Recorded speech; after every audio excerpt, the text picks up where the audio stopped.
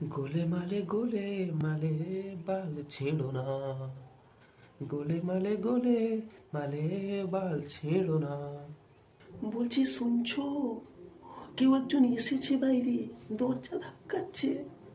আমার আবার কেউ কিছু করে দেবে না তো? কেসে? তাকে নিয়ে আসো তো। নিয়ে এসেছি। ঠিক আছে, তুমি এখন যাও, আমি দেখছি ব্যাপারটা কি। বলুন, কে আপনি? একজন ভদ্রলোকের বাড়িতে আপনি এরকম চিৎকার চেঁচামেচি করছেন কেন? কে ভদ্রলোক? আপনি? আপনি ভদ্রলোক?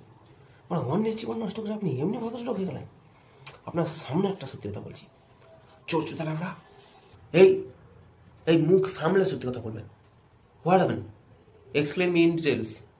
আমার ছেলের জীবন নষ্ট করে আপনি বেশি ইংলিশ চলাচ্ছেন। আরে কি হয়েছে বলবেন তো? ছেলের যোগ্যতা নেই বলেই তো আমি আপনাকে এতগুলো টাকা দিয়েছি জমি বিক্রি করে।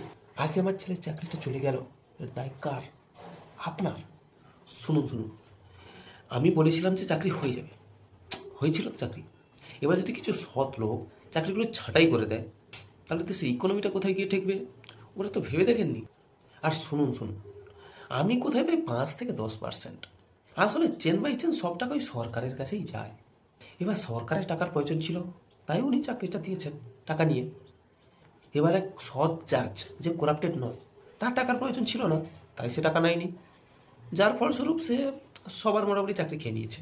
আর রইল সরকার, সে প্রোটেস্ট করতে গেলে সে নিজেই তো ফেঁসে যাবে, কারণ সব টাকা তো সে নিজেই নিয়েছে। সব টাকা মনে হয় 90%, 80% টাকা। আসল দোষটা তো আপনাদের না, কারণ আপনারা সরকারকে বিশ্বাস ভরসা করেছেন, তার সুযোগ সরকার নিয়েছে।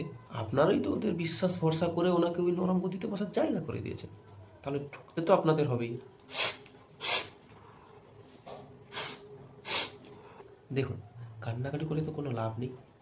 যোগ্য অযোগ্য সবারই চাকরি গেছে। সরকার তো একটা মিথ্যে আশ্বাস দিচ্ছে নাকি যে উনি দেখছেন ব্যাপারটা। মিথ্যে আশ্বাসের উপর ভিত্তি করে অপেক্ষা করেছেন।